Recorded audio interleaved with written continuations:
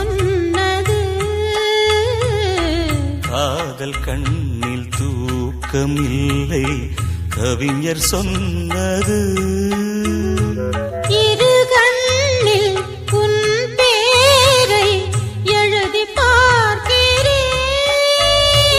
உறங்காமல் இருந்தாலும் கனவு காண்கிறேன். எந்த நாளும் எந்த ஜீவன், எந்த நாளும் எந்த ஜீவன் நீயே.